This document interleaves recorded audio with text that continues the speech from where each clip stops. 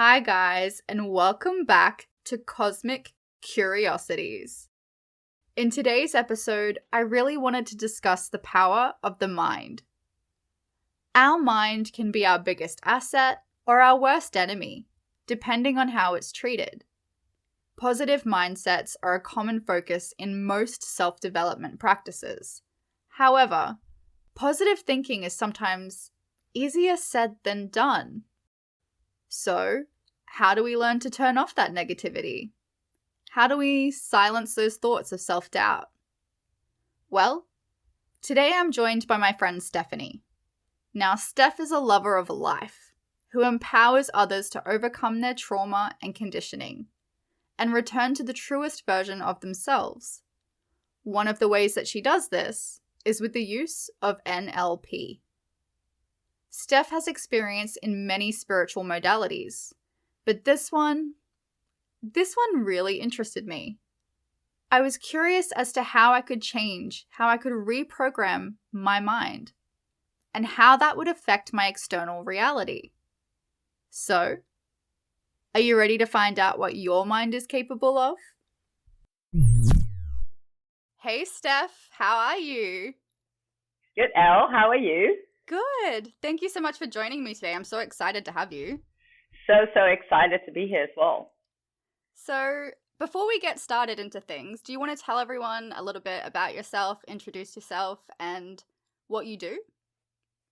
Sure, yeah. So I'm Steph. I am originally from the Netherlands, but have lived in Australia for about 7 years now and have been on a beautiful, beautiful journey myself for quite some time now in the personal development industry. And I am super passionate about helping people and empowering people into creating their ideal reality. And I've been doing this through various different modalities. I started off as a NLP Practitioner, which is beautiful, amazing medicine from the Amazon, and Hape ceremonies. And from that, I sort of rolled into mentoring, and I did NLP and hypnosis and emotional change technique and various other modalities. I studied to become a yoga teacher, so I learned heaps about mindfulness and yoga and the connection to mind, body, and spirit. So it's a big blend of things, but ultimately what I do is take women on 8-week journeys back home to themselves to really uncover who they truly are beneath all the layers of conditioning, belief systems, and patterns that they keep repeating, so they can truly live from a place of love for themselves and for the people around them. Yeah. Oh, awesome, Steph. Thanks so much for sharing. I love that. You're welcome. Do you want to, I know you mentioned NLP, and this was a big thing that drew me into you when we first started working together. Can you explain a little bit about what NLP is and what its purpose is, how it's done? Yeah, sure. So NLP stands for neuro-linguistic programming, and neuro is basically another word for the mind and nervous system in the body. So through what we perceive our external reality. And it works through feel, see, hear, touch, smell, like all these various things that you experience in your life. And linguistics is what we use to go into the unconscious mind to basically perform brain surgery on the neurological pathways in the brain. And programming stands for programming, obviously. So reprogramming those older belief systems that need to be rewired into new belief systems. And it's really beautiful how that works, because we have a RAS system, which is the reticular activation system in our body. And it's basically like a filtering system. So I don't know if you know what it feels like if you're like, oh my God, I want to buy a red car. And then you go outside and all of a sudden you see red cars everywhere, right? Yeah. And that is your filtering system. So what actually happens is that you have a thought or an unconscious belief in your unconscious mind, and that communicates with this RAS system, and therefore the 90,000 impulses that you get in on a daily basis will then filter out the red cars, right? All of a sudden you see them everywhere. So what happens is that that basically works as a manifestation. Like whatever you think internally will manifest externally. Yeah. So that means that if we go into the unconscious mind and we have beliefs such as, I am not worthy, I am not good enough, I don't believe in myself, then you'll start to attract experiences in your external reality that validate those feelings, because that RAS filtering system is allowing those external impulses to come through to just reaffirm to you that you are indeed not worthy, not good enough, and that you lack self-belief, etc. So what neurolinguistic programming does is that it goes back to that initial experience that you firstly experienced. This is how I work, because I do a lot of work with childhood trauma. Yeah.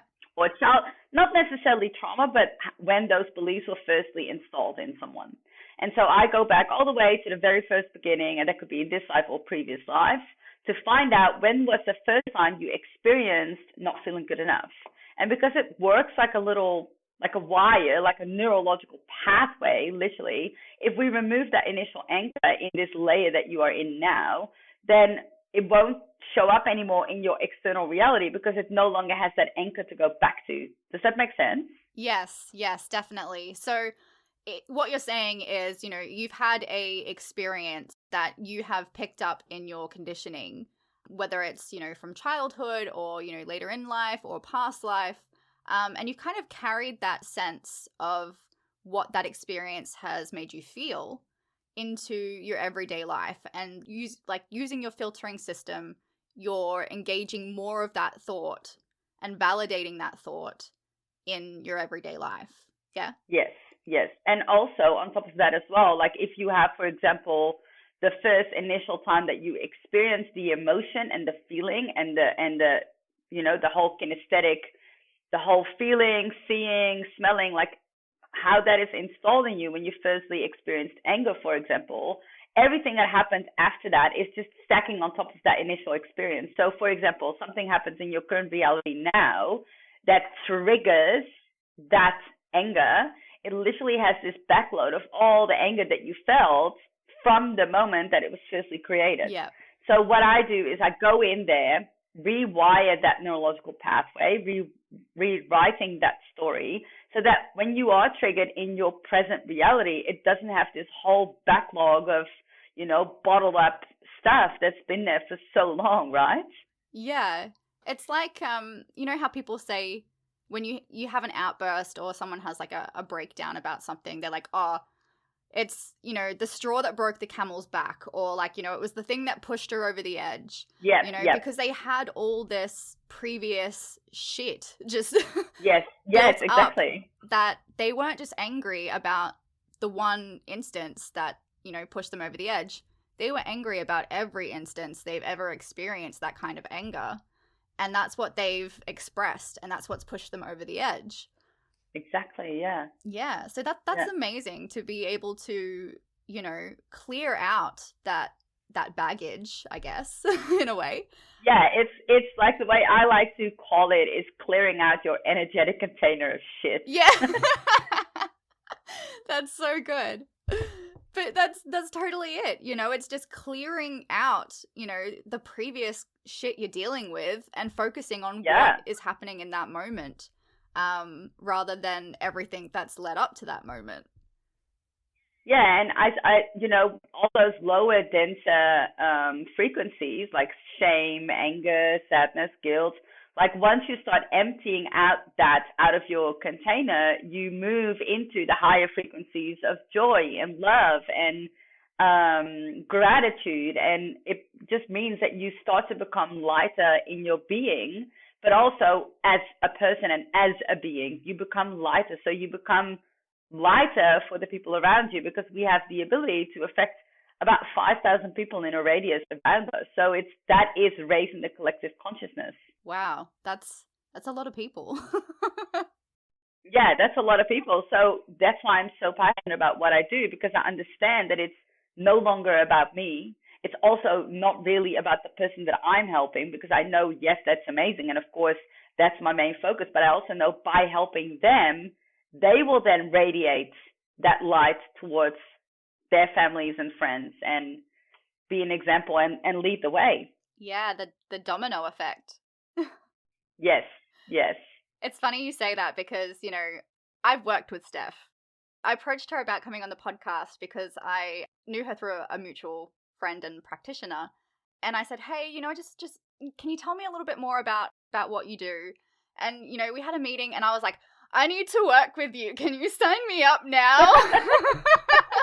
I was like, I need this. So good. Sign me up, And in doing so, like, so much has rebounded from me making changes onto the people around me making changes, like my husband, my children, my friends.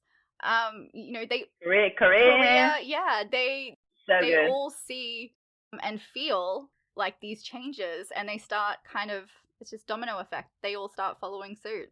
So amazing, babe. It's so good to feel like, you've made these changes, you're growing, but in doing so, you're helping the people you care about grow as well. Yeah. And there's something big in that. Yeah, and it's like I think one of the biggest things, like one of the biggest core beliefs that most people carry, all of us carry these beliefs. I am not good enough. I am not worthy.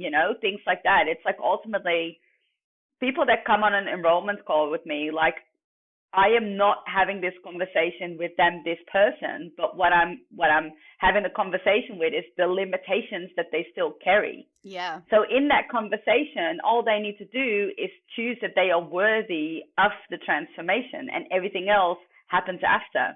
But that's the pivoting moment, isn't it? Like when you chose yourself to, on our enrollment call, you said, okay, yes, I want this and I choose myself and I want to do this and I am worthy of this change. Yeah.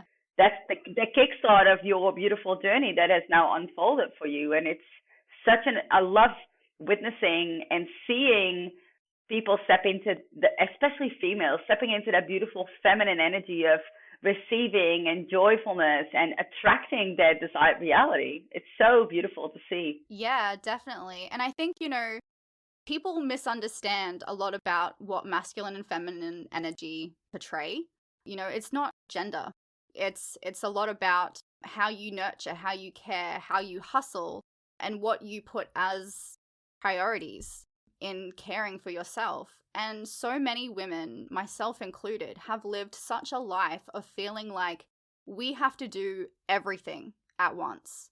And we have to be driven, we have to have ambition, we have to have drive and hustle. And, we all just end up burning out because we're not taking that time to care for our feminine energy and nurture ourselves with love and self-care and support. Yeah, exactly. And it's just something that, is so overlooked. Yeah. And we just think, oh, we're working too much, we need to stop. But, it's not that we need to stop, it's that we need to balance. Yeah, 100%, babe. And as you know as well, like that's one of the biggest things, in the program as well. It's so important for us to really come back to who are we as a feminine energy. Like we're not meant to control things. And of course there needs to be a balance, but we're not meant to be in action mode all the time. Like we need to honor ourselves. We need to listen to our body, build the connection to our body. We need to nurture ourselves in order for us to be able to receive and learn to receive, because that's the biggest thing. Lots of people just don't know how to receive, and to learn to receive their ideal reality. Yeah. And feeling worthy enough to being able to attract that, because once you come out of a lack vibration and you move into an abundant vibration and a receiving vibration, that's what your external reality will then represent as well. But you can't really move into that if you've got lots of unconscious beliefs continuously creating this reality for yourself that reinstalls and reaffirms what you think about yourself deep down inside in your unconscious mind. And so the unconscious mind is a tricky thing as well to work with, because what it basically does is it stores all these experiences in little boxes. And it's a little safe, right? Like you need to know the key to get into that, to unlock that installed belief, because that's why it's, 95% of what we do is all unconscious. We breathe unconsciously. Our body signals that we need to eat unconsciously. So 5% is conscious and 95% is unconscious. Like all the things that you do, the way you tie your shoelaces, it's all working with the unconscious mind. So it's quite tricky to get into that, like by yourself. Yeah, because I think maybe it was Dr. Joe Dispenza saying that 90% of the thoughts we had yesterday, we will have again today, and we will have again the next day. Yes. It's all subconscious memory that just, Yeah. you go through the same routine. Yeah. Until you rewire them. Yeah, exactly. I mean, you get up each morning, you have your coffee, you have a shower, you get dressed, you brush your teeth, you go to work, brush your teeth starting at the bottom, like you start at you on don't the even left. think about it. It's just it's just instinct, it's just memory that you're subconsciously doing every day. Yeah, totally. And like you said, until you reprogram that, or even just be aware of that, nothing's going to change. It's just going to keep doing the same thing. And if nothing changes, nothing changes. Yeah. Totally. What are some of the most common self-talk practices or beliefs that your clients are coming to you with wanting to reprogram? Look, honestly, I think oftentimes they don't really know what they have as limiting beliefs or programs, because I think lots of people actually don't have the awareness of what is happening. So they come to me with experiences, right? So they tell me, I want to feel more confident. I feel stuck. I want to feel more empowered. I want to feel more connected to myself. I feel like I'm repeating patterns over and over again. I feel like I'm finding myself in the same situations over and over again. I'm lacking purpose. And so these are all, I would say, experiences that have manifested in their external reality because they have these unconscious limiting beliefs. So they don't often know what the limiting beliefs are. And that is something we find out in the program when we do a deep dive into the unconscious to really figure out what is actually there. Yeah. Okay, cool. Because that's going to be different for every person, isn't it?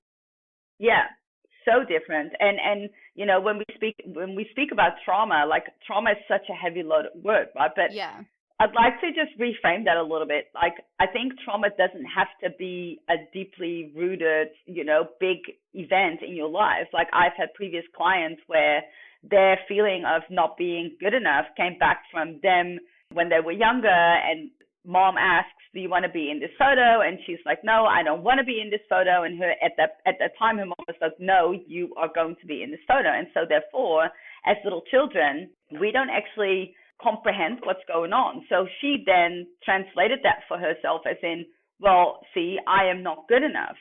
Yeah. My feelings aren't valid. And so that's only because she didn't want to be in the photo, right? So it doesn't have to be a major event. It doesn't have to be a major traumatic experience. It's just something that happens at some point in some time. And another thing that I really find with my clients is that lots of the beliefs that they carry are not even theirs in the first place, but because energetically as children, we are so open, right?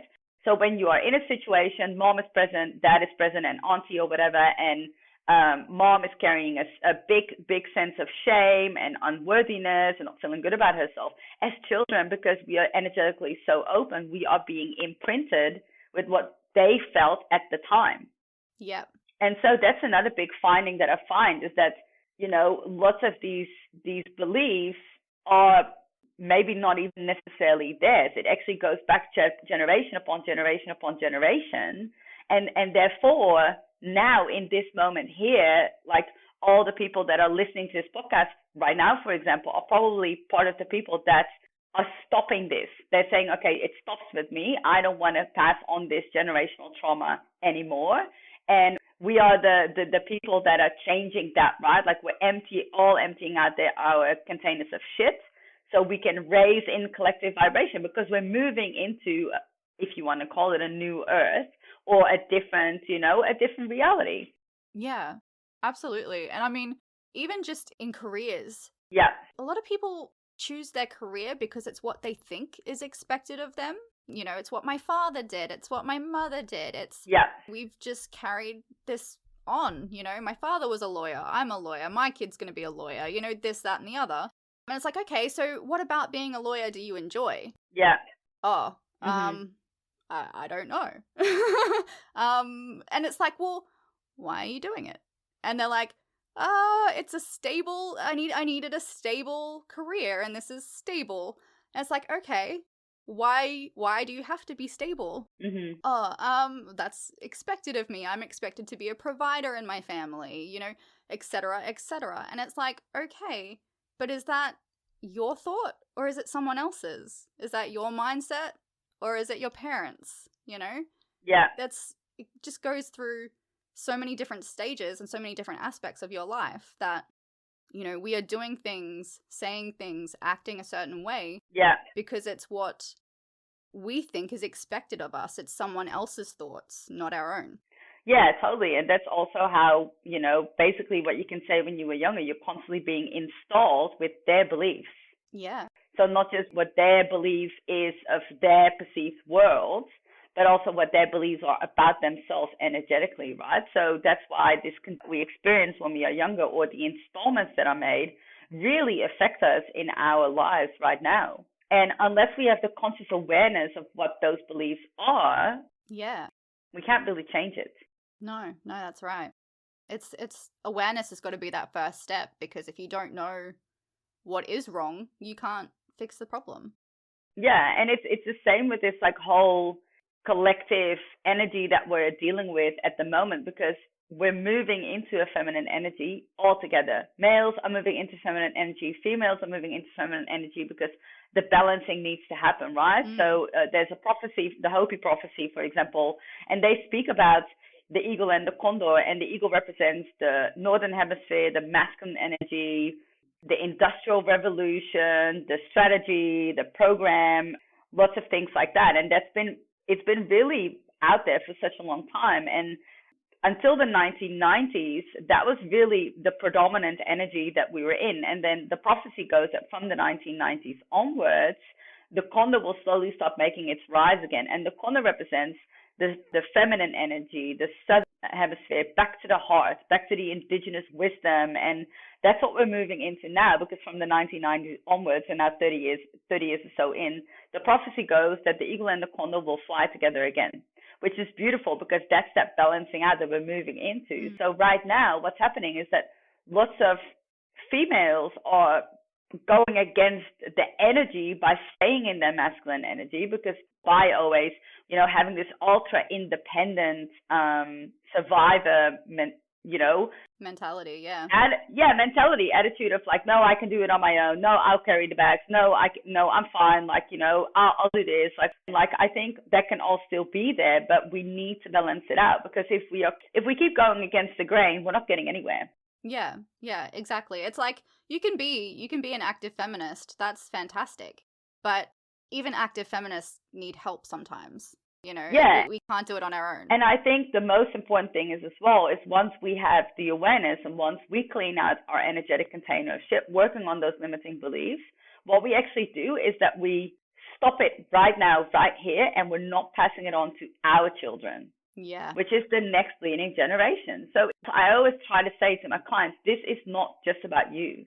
This is about all the people that you affect in your life, because it is so important that we, raise this next generation free from all the limitations, from the limiting beliefs. And of course, you can't do, you never will be the perfect parent, but energetically, like to just give them a great start is just so important.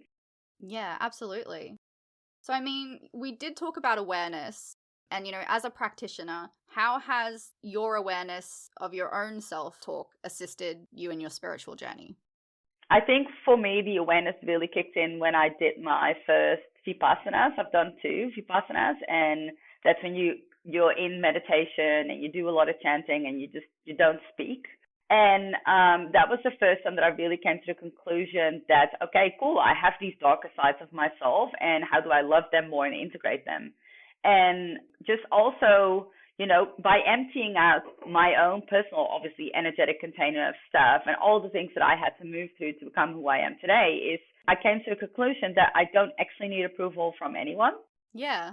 I only need approval from myself, right? So for me, my mission is to just continuously build on this relationship that I have with myself, because I have the understanding that nobody will do it for me, A, but B, the relationship with myself and how I can love myself and my ability to hold myself in things will also, again, represent in my external reality, which means people will treat me the way I treat myself. People will approach me the way I approach myself. So it's everything is a reflection of ourselves. Everything is a mirror. So yeah, I think having the awareness of when a thought comes up and just being aware of it and not identifying with it is, for me, is my greatest strength. But I was never able to do that prior to doing this work on myself, because I had to move through those lower density energies of anger, sadness, fear, shame, to be able to really, come back home to myself again, to really connect to myself again. Who am I beneath all the layers of conditioning and programming? Yeah, it's a process. Yeah, and only when I did that, and obviously this is an ongoing process, it's an ongoing unpeeling of the layers, but now I truly feel that I know I am congruent in who I am, and I know what I stand for. Therefore, I can show up in that. And I think with that, I don't have the self-talk that, talks down on myself, or I don't have that anymore, because I am my own biggest cheerleader. And oftentimes in the past, I've had people say like, oh, that's so weird, you just compliment yourself. And it's a program that they're running. Yeah. It's really a program that people run, that you are not supposed to compliment yourself. One of the biggest things that I do in my workshops and circles is I always implement this little piece that I say, okay, what is your compliment to yourself for this week? Yeah. And like, this as well, we share your wins every week. Like, what can you compliment yourself for? Because it's so important, because that's truly where your most relationship for your whole life lies, Yeah, definitely. So, I mean, how do you keep yourself in check with that? Like, obviously, you don't have as many like negative self-talk issues come up anymore that affect your confidence and self-doubt, but everybody's going to continue to have those thoughts occasionally, right? Yep. So when those thoughts come up, how do you deal with it? How do you recenter yourself to your current programming, your new programming, and not revert back into old programs? Yeah, so it sort of depends on how I am, like how deep I am in the situation, like how dense I'm in, and I like to refer to that zoom in, zoom out perspective. Like, so if I'm really zoomed into a situation, in my feelings, and I'm really in the thick of it, obviously sometimes it takes a bit longer to get out of that, right? So if I really feel that I'm really in the thick of it and I'm like, okay, cool, I can't find the clarity, I'm not having the ability right now to step out of this awareness, the first thing I do is go out in nature by myself, go out in nature. And the more time I have by myself connecting to Mother Earth, the more I do that, the more I'm like, okay, cool. Yep, okay, I'm back again. I understand why I'm here. I'm connected to the earth again. Therefore, I'm connected to myself. And I can find the clarity. I can now have this zoomed out perspective where I can distance myself from the thoughts and see like, okay, cool. Those are not mine. Ha ha ha, my mind is so funny. Oftentimes that's what I think now. My mind is so crazy.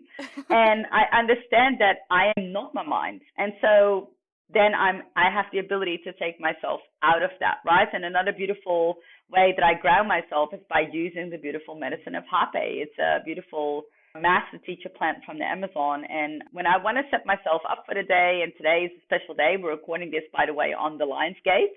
8/8 Lion's Gate. So this morning I have my little intention ritual, which is my sadhana. It's what they call that in yogic tradition. It's your daily practice.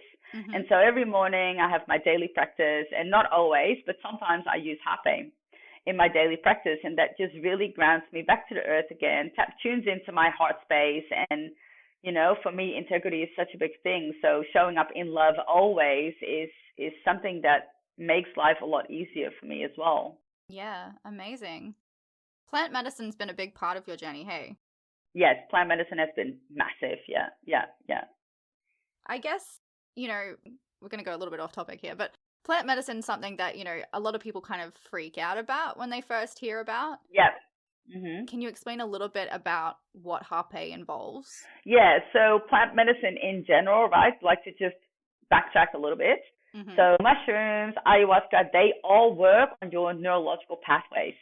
Ayahuasca literally has the expansion that happens in your neurological pathways. So lots of neurological pathways that have been dormant for a long time, have not been activated. Like, she has the ability to really activate all of that, right? So, for example, with Hape, what it does is it's a spirit that you work with, right? So it provides a safe container, so energetically protection. And what it does, it's a really grounding medicine. So when you experience Hape, you really feel like your body is being magnetically pulled to the earth. Like it's really plugging you into Mother Earth. And for me, it's such an important thing right now because this feminine energy, Mother Earth is feminine energy, right? So by plugging into her, you're plugging into the nurturing that she gives us, and it's something so beautiful. And the medicine really allows for you to drop it back into your heart space. It really opens your heart. And because of that, you become more grounded in yourself. You become more connected with yourself, and therefore you find clarity. And the overall feeling always with Hape is like everything is okay. Everything is all good. Everything is okay. It's so nurturing, right? It's so reassuring. And that is Mother Earth. That's nature. Yeah. I think being in Western culture, we kind of shy away from natural medicine. And in Chinese natural medicine, it's all plant-based and, roots and herbs and things like that are connecting you back to the earth. But that's so much more of an Eastern culture, whereas in Western, we're like, no, just give us the prescription, we'll go get the pills, and we'll just deal with all the side effects and complications of all these things that, And it's so sad, right? Because that's Band-Aid solution. Yeah. Because it actually doesn't get to the core of what the problem is. And so you just, externally, you're trying to change something that actually needs to be changed internally. Now, I'm definitely not obviously a doctor or anything, so I would never give, advice or anything, but the plants, and again, this ties back into that prophecy, that we spoke about earlier. We're moving back into the indigenous wisdom. Yeah. I went through a really dark and depressing time in my life where I was deeply depressed, and Western antidepressants were what was prescribed to me, and it did not help me at all. What actually helped me was a mix of natural vitamins containing things like mushrooms and different plant-based proteins that really kind of changed the way that my brain was functioning to, rewire, help rewire a lot of the thought processes I was having. Even just things like vitamin D, being out in the sun, and, just magnesium is a big one as well. Yeah. And just adding a bit more, support internally that we don't always receive to the full extent through nutrition. Yeah, I think all roads lead to Rome. There's so many amazing modalities out there that can really, truly help people, naturopaths, like they have so much knowledge, herbalists. There's so much knowledge out there to make this experience here on Earth the best experience possible, and we have such an abundance of knowledge. Absolutely. It's getting to know people in their field that really are passionate, that really have that knowledge, that can really help you grow further through your journey. Yeah. And, it's just amazing seeing that mutual support because you're supporting each other. 100%. Even with your clients, there's always something new that you learn from their experience. Yeah. Yeah. It's a collaborative process. I feel like I am always a student. Like I love speaking to people, going to people, allowing them to help me, receiving that support, Yeah. with their genius zone, like what are they good at? And I feel like I'm just always a student. It's so amazing. Yeah. But I also really truly think that, every disease or illness we have in the body is manifested by thoughts, emotions. For example, right now I'm working through generational trauma physically in my body, and I know what it relates back to, right? It relates back to sexual trauma that my family lineage has endured in the past. And so everyone that has something physical that shows up in their body or something that they think they should go to the doctor for, and they probably should, not saying that you shouldn't. Just a disclaimer to everyone.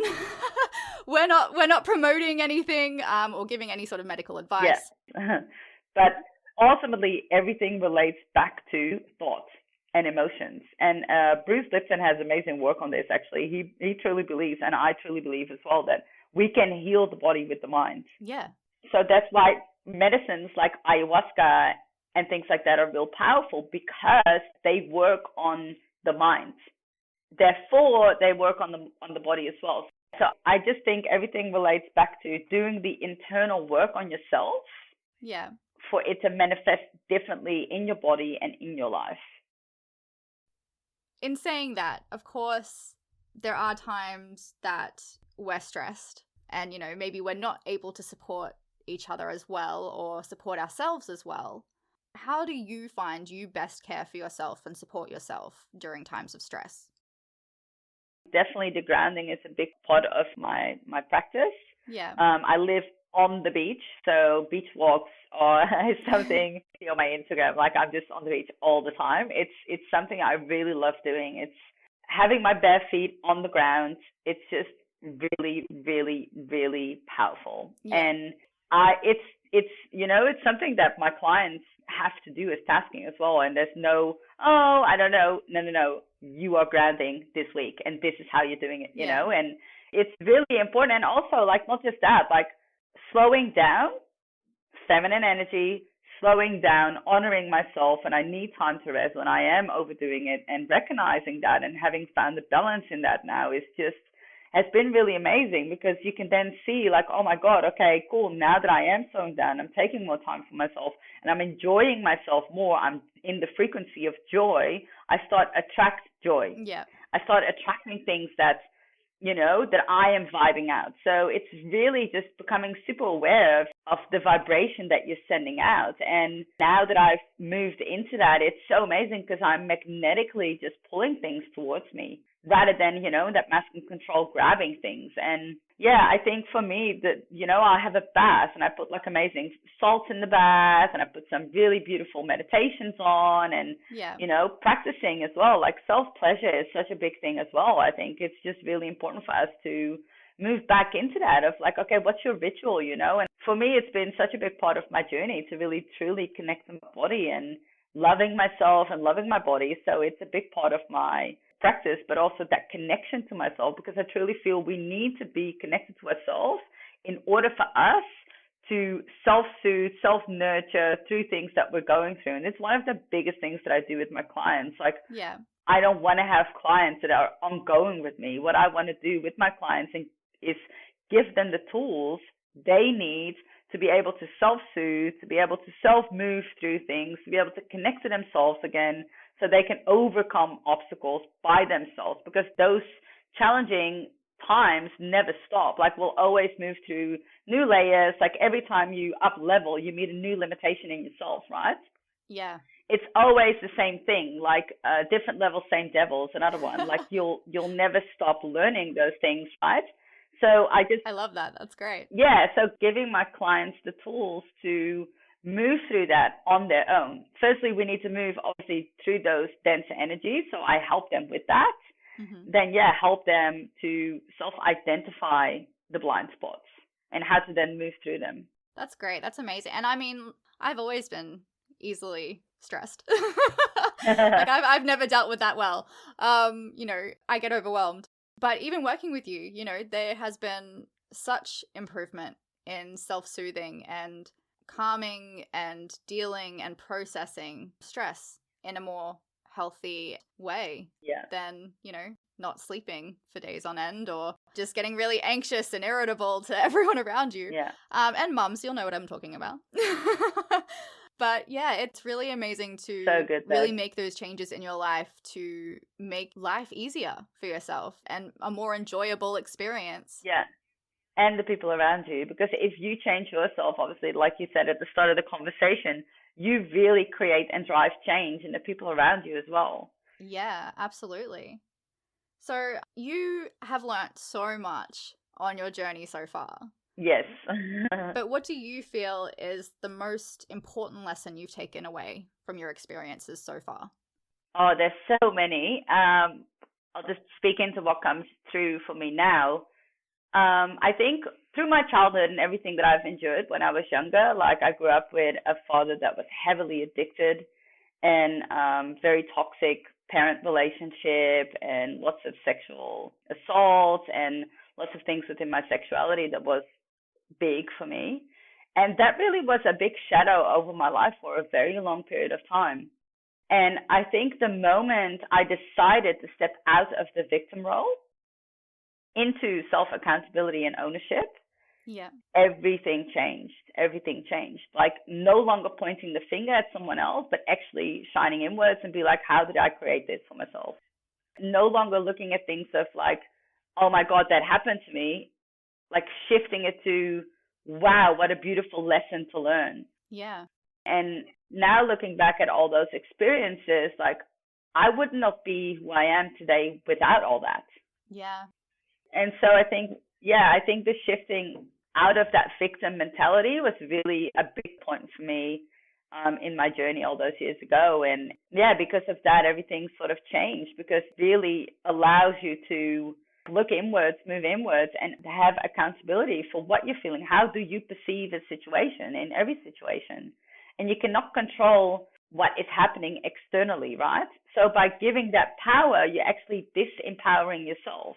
So you can only take power back within yourself by taking ownership of your perception and your responsiveness or reactiveness, if you don't have it under control, yeah, your responsiveness to that situation, because you can only change your own internal yeah. reality.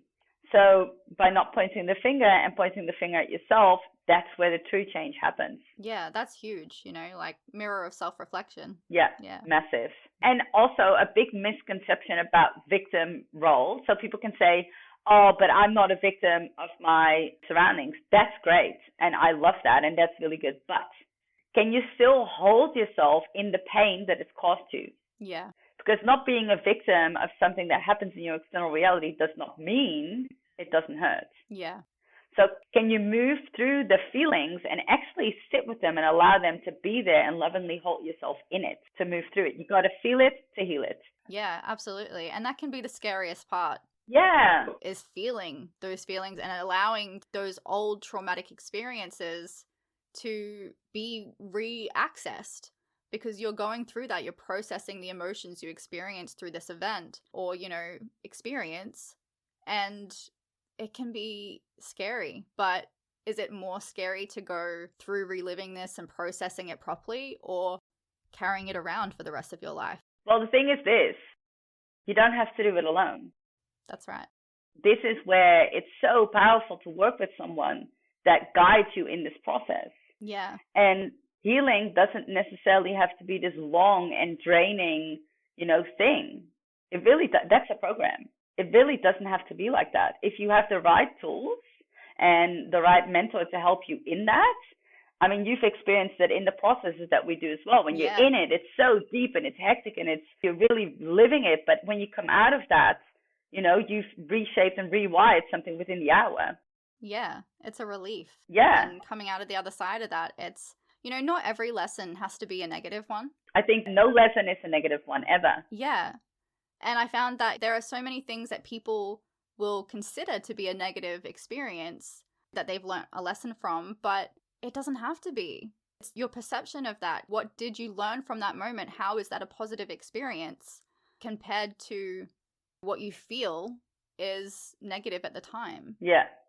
Yeah, and also trusting that, on a soul level or inner being or spirit or source, whatever you resonate with, God, like it is always guiding you to your most profound lessons in life. Yeah, and supporting you through that process. Yes, if you allow it to do so, if you don't resist, if you're not stuck in your masculine energy, if you can move in the feminine energy where you surrender and trust, Yeah. More so in the energy, like also just, when you do enter into a sexual relationship with someone, like it's, the energy that you're intertwining there and the energy that you're imprinting each other with is actually so important. So every time we go out and, if you're single or whatever and you do have sex with other people, just be aware of what you are actually energetically imprinting in someone else and what you are actually allowing somebody else to imprint on you. Because we're just, especially with sex like that, it's so important to understand that you are, when you're intimate with your partner and you carry all this stuff with you and your limitations, and you are actually imprinting your partner with that. Yeah, it's a transfer of energy. Yes, exactly. So, again, the work that you do on yourself is really just so important, Yeah, absolutely. Just being aware of how your energy is being transferred to others. And how it affects them. Yeah. Yeah, totally. Totally. So before we start wrapping up, I just wanted to ask, what advice do you have for everyone who's really struggling to put themselves as a priority and connecting to themselves so that they can process these issues, process these emotions more effectively? I think one of the biggest things is for people to start understanding that investing in yourself is the best investment that you can make. Yeah. So having a look at your life, like where am I actually spending my money and where could I potentially, start a little savings account somewhere where I can truly invest in myself, and find someone that has walked the steps before you. Find someone that can bring you to where you want to be, and ask for help. Again, it's just this asking for help and just having that support that you don't have to do this on your own. Firstly, it's really powerful to have someone by your side to guide you on your journey back to yourself, and knowing that the best investment that you can ever make is the one in yourself, because you'll carry the knowledge with that for the rest of your life. You'll have that. And I think, and having an objective look at your life, like rather than just, oh, this is happening to me, how is it happening for you? How is this happening for you instead of to me, right? Because life happens for us and not against us. But if we keep resisting that and fighting that, then we won't be able to actually see the blessing in disguise. Also, another important thing is, we all have this like purpose, or we all have this path that we're meant to be walking. And deep down, inherently, we know this journey. We know this path. We know what it is. But you can see that as like light at the end of the tunnel. And whatever that light at the end of the tunnel means for you, God, source, death, rebirth, whatever, it doesn't matter. That's the journey that you should be walking. And so what a lot of people do is that they think they're not worthy of that, and they think they don't have it in them. They think they have all these beliefs as to why they are not on that journey. So what happens is they get sidetracked. So they go off the side, and it's like, oh, what's this distraction here? And then they go get sidetracked, and they just pretend to not hear that inner voice. And sometimes they really just don't hear that inner voice because they're not connected to themselves. And they get sidetracked, and because they get sidetracked, it's like, oh, okay, something happens, and it's like a tiny little obstacle, and it's almost like the universe, as I like to refer to, gives you a little nudge back to the path that you should be walking, right? But we pretend we don't hear that nudge, we pretend we don't feel it, and we keep going off track, and then something bigger happens. It's a bigger obstacle, and it's like, oh, okay, shit, now I've lost my job, or, now I am being evicted from my house, or my relationship has ended, or whatever. And it's just the universe saying, hey, hello, you're not supposed to be here. Yeah. You are not in alignment with who you truly are. You need to come back to this alignment to where you need to go in your life. And so that nudge becomes a push, right? Yeah. Some people still choose to not listen to that, unfortunately. And what then happens is like something big happens, right? So that could be a death of a family member, or it could be a serious car accident. It could be something that really manifests physically in the body. And it's the universe's way of saying, stop. Yeah. You can no longer keep going on this path pretending that you don't know where you need to go. Like, we all are always pretending like we don't know. But we do know. We have too many limitations, conditioning, and beliefs to actually own up to that, and to move through the self-doubt, to move through the not feeling confident, to move through the not feeling good enough, to move through the not feeling worthy, to walk the path, which is the path of least resistance. And so it's interesting how the universe is always guiding you back to that. So what I would say is find a way to truly connect to yourself as well, to really, come home to yourself, to really know what is that calling for you, what is that purpose for you, and find it.